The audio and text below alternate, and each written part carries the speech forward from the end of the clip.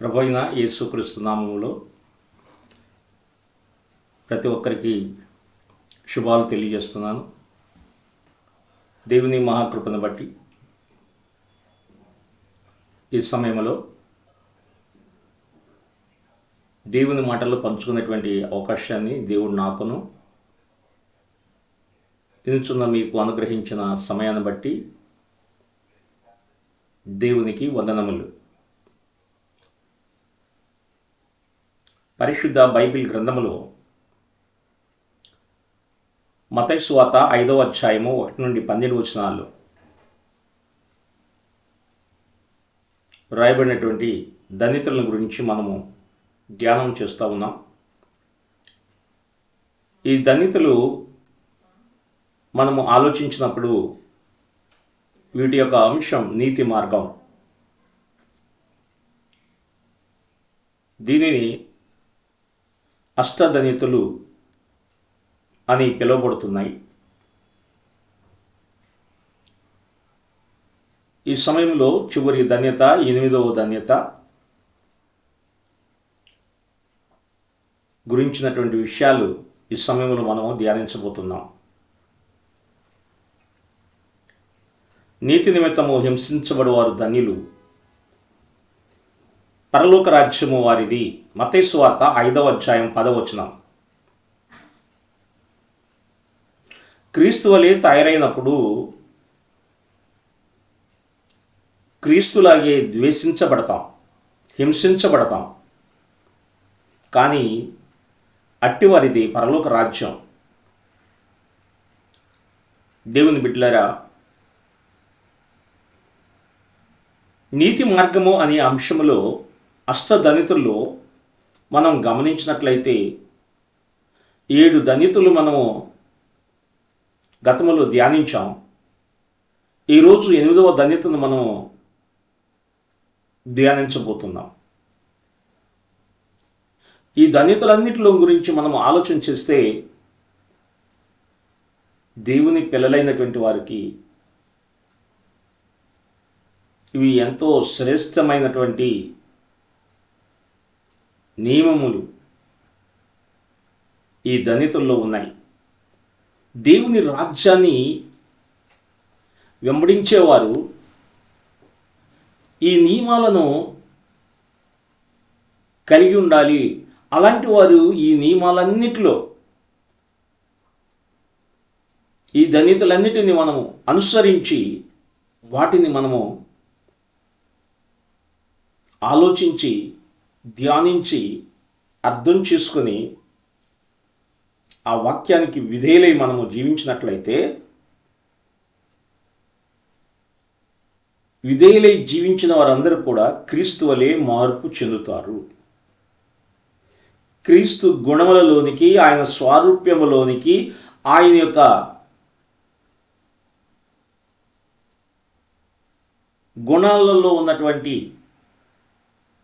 ఆ స్వారూప్యతలోనికి వారు ప్రవేశించగలుగుతారు. అలాంటి ఆ స్థితిలోనికి వచ్చిన వారి జీవితంలో నీతి నిమిత్తము హింసించబడేవారు ధన్యులు, పరలోక రాజ్యము వారిది అని దేవుని వాక్యం మనకు తెలియజేస్తాం. పేతురు రాసిన మొదటి పత్రిక 3వ అధ్యాయం 14వ వచనములో, మీరు ఒకవేళ నీతి నిమిత్తము శ్రమపడినను మీరు ధన్యులే అని దేవుని వాక్యం చెబుతుంది. అంటే నీతి నిమిత్తము శ్రమ పడతారు.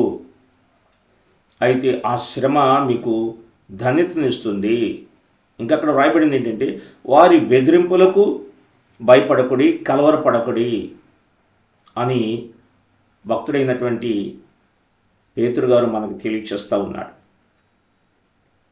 మత్తయి సువార్త 10వ అధ్యాయం 22వ వచనంలో, మీరు నా నామము నిమిత్తము అందరి చేత ద్వేషించబడుదురు, అంతము వరకు సహించువాడే రక్షించబడును అని దేవుని వాక్యంలో మనకు తెలియచేయబడుతుంది. ప్రభు అయిన యేసుక్రీస్తు వారు తన శిష్యులైన వారికి చెప్పినటువంటి ఈ శ్రేష్టమైన మాటల్లో ఆయన ముందుగానే చెప్పారు, మీరు నా నామము నిమిత్తము అందరి చేత ద్వేషించబడుదురు.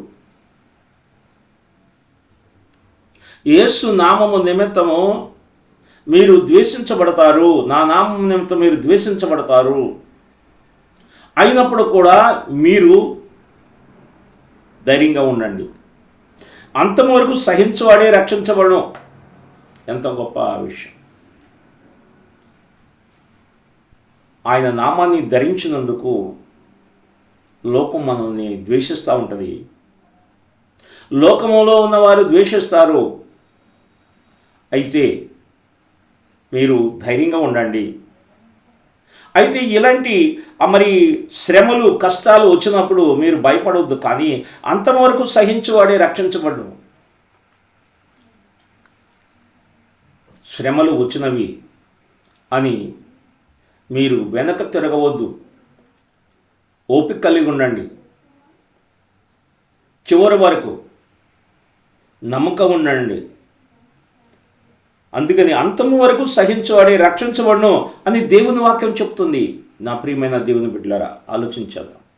అందుకని నీతి నిమిత్తము హింసించబడవారు ధన్యులు, పరలోక రాజ్యం వారిది.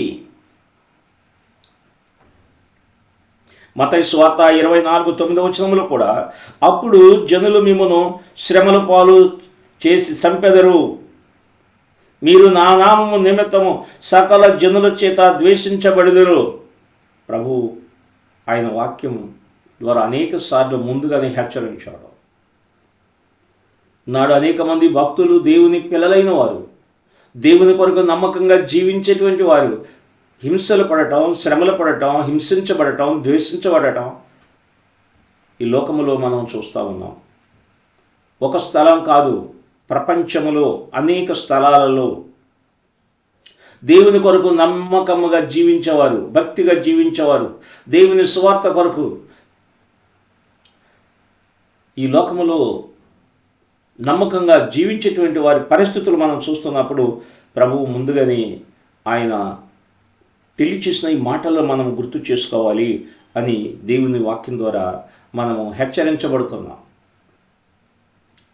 యోహాను సువార్త 15:19 మీరు లోక సంబంధులైన ఎడల లోకము తన వారిని స్నేహించును, అయితే మీరు లోక సంబంధులు కారు, నేను మిమ్మును లోకములో నుండి ఏర్పరచుకొంటిని, అందుచేత లోకము మిమ్మును ద్వేషించుచున్నది. ఎందుకు లోకం మనల్ని ద్వేషిస్తుంది అని ప్రభువారు చెప్పిన మాటలు ఇక్కడ మనం గమనించాలి. ఎందుచేత ఈ లోకం మనం ద్వేషిస్తుంది అంటే, మీరు ఈ లోక సంబంధులైన ఎడల లోకము తన వారిని స్నేహించును. ఈ లోక సంబంధులుగా మనం జీవిస్తే లోకం మనల్ని ప్రేమిస్తుంది. ఈ లోక సంబంధులుగా కాకుండా దేవుని సంబంధులుగా, దేవుని బిడ్డలుగా ఈ లోకంలో నుండి మనం ప్రత్యేకించబడినటువంటి వారుగా ఉన్నాం కాబట్టి, ఏర్పాటు చేయబడిన వారు ఉన్నాం కాబట్టి, మన నియమము, మన యొక్క భక్తి, మన విశ్వాసము లోకంలో ఉన్న మనుషులకు నచ్చదు. వారు ప్రకృతి సంబంధించినటువంటి వారు, దేవుని ఎరగనటువంటి ప్రజలు. అందుచేత లోకము మిమ్ములను ద్వేషించుచున్నది. మనము లోకములో నుండి ఏర్పాటు చేయబడిన వారు. నా ప్రియమైన దేవుని బిడ్డలారా, ఈ మాటలు మనం జాగ్రత్తగా మనం ఆలోచించేది. ప్రస్తుత పరిస్థితుల్లో ఈ యొక్క అష్టధనితుల్లో ఉన్నటువంటి 8వ ధనితను మనం జ్ఞాపకం చేసుకుంటే, నీతి నిమిత్తము హింసించబడేవారు ధన్యులు, పరలోక రాజ్యము వారిది. అంటే నీతి కొరకు, దేవుని కొరకు, దేవుని రాజ్యము కొరకు ఎవరైతే ఈ భూమి మీద ప్రత్యేకించబడిన వారిగా జీవిస్తూ ఉంటారో తప్పక వారికి శ్రమలు వస్తాయి, వారికి తప్పకుండా నిందలు ఉంటాయి, అవమానం ఉంటుంది. ఇవన్నీ జరుగుతాయని ముందుగానే లేఖనంలో తెలియచేయబడింది. ప్రభు ముందుగానే తన ఆత్మ ద్వారా మన కొరకు రాయించి ఉన్నాడు. కాబట్టి ఇది మనము అర్థం చేసుకోవాలి. మనం లోక సంబంధులం కాదు. లోకము లోక సంబంధులను ప్రేమిస్తుంది, కానీ దేవుని సంబంధులను లోకము ద్వేషిస్తుంది. లోకము నుండి మనం ఏర్పాటు చేయబడి ఉన్నాం. ఒకప్పుడు లోకాన్ని మనం స్నేహించిన వారమే, లోకాన్ని మనం వెంబడించిన వారమే. ఒకప్పుడు ఈ లోకంలో మనుషులతో సాంగత్యము, సహవాసం కలిగిన వారమే. కానీ యేసుక్రీస్తు ప్రభు లోకములో ఉన్న మనల్ని వేరు చేశాడు. ఆయన రక్తము ద్వారా మనల్ని ప్రత్యేకించుకున్నాడు. ఆయన వాక్యం ద్వారా మనల్ని ప్రత్యేకించుకున్నాడు. ఆయన ఆత్మ ద్వారా మనల్ని ప్రత్యేకించుకున్నాడు. ఈ లోకంలో నా కొరకు ప్రత్యేకంగా మీరు బ్రతకాలి. నేను ఏ విధంగా జీవిస్తున్నానో మీరు ఆ విధంగా జీవించాలి. నేను ఏ విధంగా పరిశుద్ధంగా ఈ లోకంలో బ్రతుకుతున్నానో నన్ను నమ్మిన పిల్లలు మీరు కూడా నన్ను అనుసరించాలి, నా అడుగు జాడలో మీరు నడవాలని యేసయ్య చెప్పిన మాటలు మనం అర్థం చేసుకోవాలి.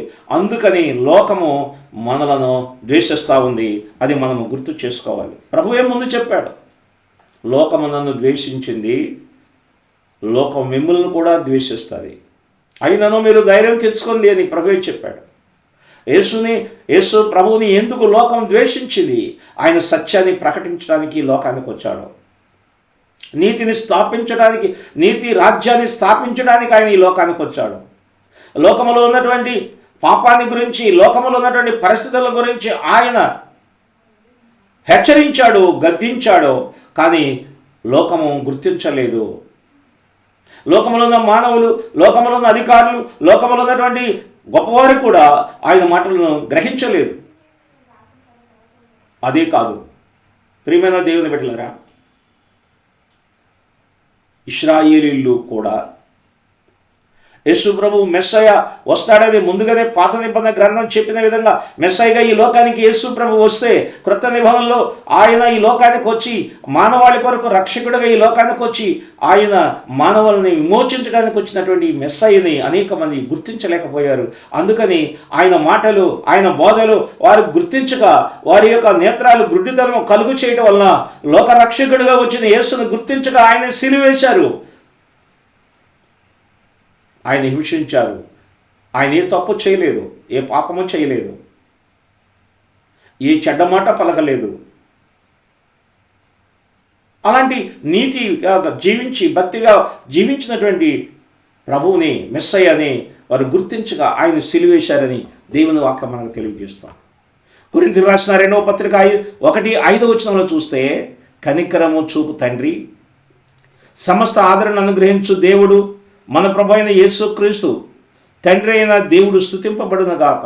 కనికరం చూపే తండ్రి తన కుమారుడైన యేసుక్రీస్తుని ఈ లోకానికి మన కొరకు పంపించాడు. అయితే మనము లోకములో నుండి ప్రత్యేకించబడిన వారము, యేసు కొరకు జీవించడానికి నిర్ణయించుకున్న వారము, ఆయనతో సహవాసం చేయడానికి మరి మనము నిర్ణయించుకున్న వారము, సమర్పించుకున్న వారము, ఆయన అడుగుజాడలో మనం నడుస్తున్నాం. అయినప్పటికీ కూడా ఈ లోకంలో ఎలాంటి పరిస్థితులు మనకి వస్తాయని ముందుగానే చెప్పిన మాటలు మనం అర్థం చేసుకోవాలి. తిమోతికి రాసిన 2వ పత్రిక 2:12 సహించిన వారమైతే ఆయనతో కూడా ఏలుదుము. దేవుని బిడ్డలారా, సహిస్తే ఆయనతో కూడా మనం వెళతాం. ఏం సహించాలి? శ్రమలు. ఒక ప్రక్కన లోకమాను ద్వేషిస్తూ ఉంది. లోకములో ఉన్నవారు మన యొక్క మాటలు, మన యొక్క బోధలు, మన యొక్క భక్తి, మన యొక్క మరి విశ్వాస జీవితాన్ని కొంతమందికి అది వారికి అర్థం కావట్లేదు. కానీ వారు ఏం చేస్తున్నారంటే శ్రమ పెడతా ఉన్నారు, బాధ పెడుతున్నారు. అయితే ఇక్కడ దేవుని వాక్యం చెప్పి సహించిన వారమైతే ఆయనతో కూడా మనం వెళతాం. ప్రియమైన దేవుని బిడ్డలారా, యేసు పరము నుండి భూమి మీదకి వచ్చాడు, మానవుడిగా ఆయన భూమి మీద జీవించాడు, శిలువలో మరణించాడు, చనిపోయాడు, తిరిగి లేచాడు, పరలోకానికి ఎక్కి వెళ్ళాడు. ఆయన ఎక్కి పరలోకానికి వెళ్ళి తండ్రి కుడిపార్శ్వమున ఆశ్రయుడై మన కొరకు విజ్ఞాపన చేస్తున్నాడు. అయితే ప్రభు చెప్పాడు, నేను మరలా తిరిగి భూమి మీదకి వస్తున్నాను. అయితే ఆయన వచ్చేంత వరకు మనము ఈ భూమి మీద జాగ్రత్తగా మనము జీవించాలి. అందుకని సహించిన వారైతే ఆయనతో పాటు మీరు వెళతారు. సహించాలి. ఆయన కొరకు ఈ భూమి మీద ఈ లోకంలో కలిగేటువంటి ప్రతి పరిస్థితుల నుండి మనము జాగ్రత్తగా జీవిస్తూ కొన్నిసార్లు కష్టాలు మరి బాధలు శ్రమలు వచ్చినా సహించేవారుగా ఉంటే ఆయనతో కలిసి వెళతాం. ఎప్పుడు వెళతాం? ఆయన తిరిగి రాబోతున్నాడు. తన పరిశుద్ధ సంఘము ఎత్తబడబోతుంది. సంఘము, పరిశుద్ధులు, అదేవిధంగా దేవదూతలు, ప్రభు మరి అందరూ కలిసి ఈ భూమి మీదకి రాబోతున్నారు. యెరూషలేమును ఆయన కేంద్రంగా చేసుకొని ప్రపంచాన్ని ఆయన పరిపాలించబోతున్నాడు. రారాజుగా ఆయన ఉండబోతున్నాడు. ఒకే రాజుగా ఈ ప్రపంచాన్ని ఆయన పరిపాలించబోతున్నాడు. ఆయన పిల్లలైనటువంటి వారికి ఆయన రాజ్యములో గొప్ప స్థానం ఉన్నది. అందుకని ఇక్కడ రాయబడిన మాట, సహించిన వారమైతే ఆయనతో పాటు మనం వెళతాం. ఒకరోజు ఆయన పరిపాలనలో మనం ఉంటాం. ఆ నమ్మకమైన పిల్లలను, మరి ఆయన కొరకు నమ్మకంగా జీవించే వారికి ఆయన రాజ్యములో ఆ గొప్పగా ఏలేటువంటి అధికారాన్ని, ఆ యోగ్యతను ఆయన ఇస్తాడు.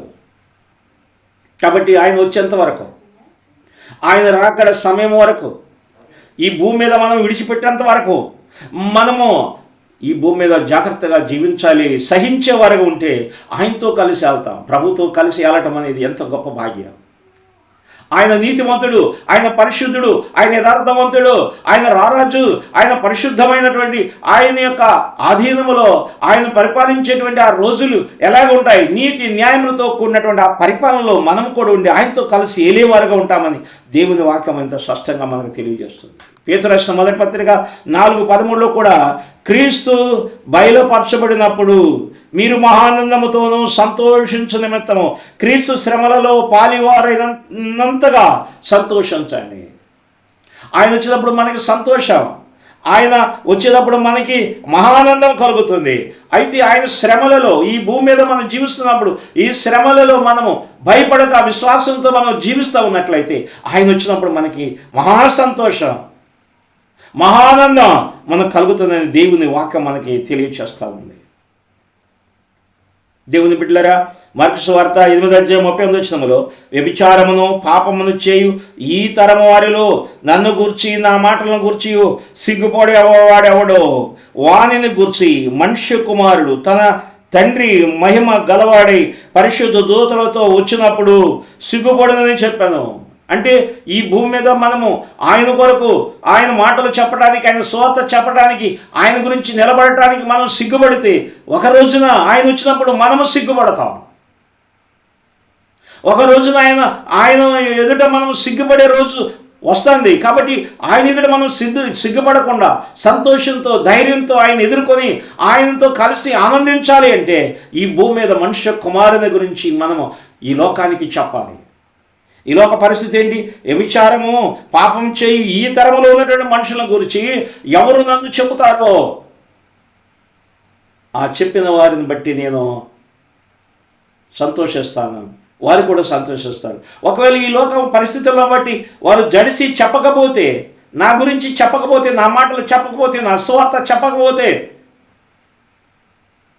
వారు నేను వచ్చినప్పుడు సిగ్గుపడే వరకు ఉంటారు అనేది ప్రభు చెప్తా ఉన్నాడు. దేవుని బిడ్డలారా, ఇంకా మనం ఆలోచించినప్పుడు లోకాసువార్త 9:26 నన్ను గురించి, నా మాటల గురించి సిగ్గుపడువాడు వాని గురించి మనుష్య కుమారుడు తన తండ్రిని పరిశుద్ధ దూతలతో కలిగి వచ్చినప్పుడు, మహిమలో వచ్చినప్పుడు వాడు సిగ్గుపడతాడు.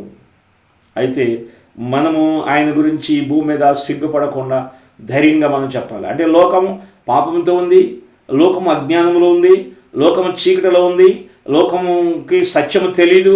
అయితే మనుష్య కుమారుని గురించి తెలియదు, ఆయన చేసిన కార్యం గురించి తెలియదు, ఇంకా అనేక మంది ఇంకా గుర్తించలేదు, గ్రహించలేదు. కాబట్టి ఆయన గురించి మనం సిగ్గు లేకుండా, భయం లేకుండా మనం చెప్తే ఆయన వచ్చినప్పుడు మనం సంతోషిస్తాం, ఆనందిస్తాం. ఆయన గురించి మనం చెప్పకపోతే ఆయన వచ్చినప్పుడు మనం ఒక రోజున సిగ్గుపడేవారుగా ఉంటాం.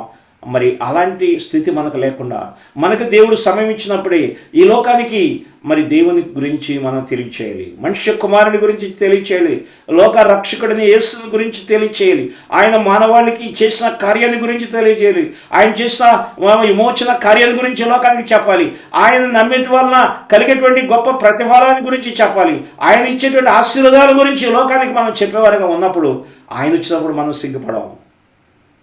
ఆయన వచ్చినప్పుడు ఇవి ఎవరో నాకు తెలియదని ఆయన చెప్పడు, ఆయన సంతోషం పెడతాడు, మనము కూడా ఆయనతో కలిసి సంతోషిస్తాం. ఆ విధంగా ఆయన వచ్చినప్పుడు మనం సంతోషించి ఆనందించేవారుగా ఉండటానికి ఈ లోకానికి సత్యస్వార్త మనం చెప్పేవారుగా ఉన్నాం. ఎందుకంటే నీతి నిమిత్తము హింసించబడేవారు ధన్యులు, పరలోక రాజ్యము అనేది. తప్పక నీతిని గురించి, దేవుని గురించి, దేవుని రాజ్యాన్ని గురించి లోకానికి ప్రకటిస్తున్నప్పుడు తప్పక శ్రమలు, కానీ వారికి పరలోక రాజ్యం. మన ప్రభువు, మన రక్షకుడు ఆయన వెళ్ళిన మార్గాన్ని మనం అర్థం చేసుకుని ఆయన మార్గంలో మనం నడవాలి. క్రీస్తు యేసు కలిగిన మనస్సును మనం కలిగి ఈ భూమి మీద జీవించాలి. అప్పుడు ఆయన మనల్ని బట్టి సంతోషిస్తాడు. కాబట్టి నా ప్రియమైన దేవుని బిడ్డలారా, మరి నీతి మార్గం అనేటువంటి అష్టధన్యతల్లో 8 ధన్యతలు ఎంత శ్రేష్టమైనవి. వీటిని కనుక మనము అవగాహన చేసుకొని, అర్థం చేసుకొని, ఆలోచించి దేవుని వాక్యానికి విధేయమై మనం జీవించినట్లయితే ఇలాంటి వారిది పరలోక రాజ్యము, ఇలాంటి వారే దేవుని కుమారులు కుమార్తెలు, ఇలాంటి వారే సమాధానం కలిగిన వారు, ఇలాంటి వారే ఆదరణ పొందేవారు, ఇలాంటి వారే దేవుని ద్వారా గొప్ప బహుమానములు స్వీకరించేవారు. అటువంటి ఆ కృపను మనం పొందటానికి సిద్ధపడి ముందుకు సాగుదాం. ప్రార్థన. మహోన్నతుడైన తండ్రి, పరిశుద్ధుడా, ప్రేమస్వరూపి, నీ వందనాలు. ఈ యొక్క సమయంలో మీరిచ్చిన ఈ మాటలను బట్టి వందనాలు. నీతి నిమిత్తము హింసించబడేవారు ధన్యులు అని చెప్పావు ప్రభా. ఈ భూలోకములో నీ పిల్లలు ఎంతోమంది, నీ భక్తులు ఎంతోమంది, నీ సేవకులు నమ్మకంగా యథార్థంగా జీవించేవారు ఎంతోమంది హింసించబడటం, ద్వేషించబడటం, దూషించబడటం, వెలివేయపడటం, ఎన్నో పరిస్థితులు మేము చూస్తున్నాం. అయినను అలాంటి వారిది పరలోక రాజ్యం అని మీరు చెప్పారు. క్రీస్తుల్ని పోలి నడిచిన వారు, క్రీస్తు అడుగుజాడలో నడిచేటువంటి వారు అందరూ కూడా శ్రమలు పొందుతారు అని కూడా నీ పిల్లలైన వారికి తెలియచేశారు. మేము అర్థం చేసుకోవటానికి నీతి కొరకు ధైర్యంగా, పౌరుషంగా, అంతవరకు సహించేవారుగా, మీరు వచ్చేంత వరకు, ఈ లోకం మేము విడిచేంత వరకు నమ్మకమైన జీవితం జీవించి మీ కృపను పొందుకోవడానికి యథార్థంగా, భయంతో, భక్తితో సాగిపోయేటువంటి కృపను మా అందరికీ దయచేయండి తండ్రి. విన్న వాక్యమును మీరు జ్ఞాపకం చేసుకునండి. నీ బిడ్డలు ప్రభువా అనేక మంది ఈ మాటలు వినుచున్నప్పుడు, ప్రభువా వారు ధ్యానిస్తున్నప్పుడు వారు అర్థం చేసుకొని నీ కొరకు నమ్మకమైన జీవితాలు జీవించి నీ కృపను పొందుకునే భాగ్యము నీ బిడ్డలకు దయచేయమని. ప్రభువా ఈ లోకములో మీ కొరకు మేము ప్రత్యేకించబడిన వారమని, మేము లోక సంబంధము కాదు అని, మేము లోక సంబంధం కాదు కాబట్టి లోకం మమ్మల్ని ప్రేమించదని మేము గుర్తెరిగిన వారమై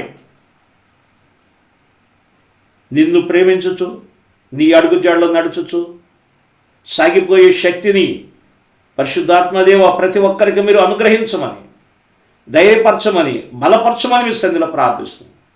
ఎవరైతే నిన్ను నమ్మి ఉండటం వల్ల, నీ వాక్యమును ప్రకటించటం వల్ల, నీతిని అనుసరించటం వలన శ్రమల్లో ఉన్నారో, దుఃఖములో ఉన్నారో, సరసాల్లో ఉన్నారో, సమస్యల్లో ఉన్నారో, ప్రభువా అలాంటి వారికి ఆదరణ, నెమ్మది, సమాధానము మీరు అనుగ్రహించమని యేసు నామములో అడుగుచున్నాము తండ్రి. ఆమేన్. తండ్రి యొక్కయు, కుమారుని యొక్కయు, పరిశుద్ధాత్మ సహవాసము సన్నిధి ఈ సమయంలో దేవుని మాటలు వినిన బిడ్డలందరికీ ఆయన కృప, సమాధానములు తోడుగా ఉండి నడిపించునుగాక. ఆమేన్. అందరికీ వందనములు. ప్రభు మిమ్మల్ని దీవించి ఆశీర్వదించునుగాక. ఆమేన్.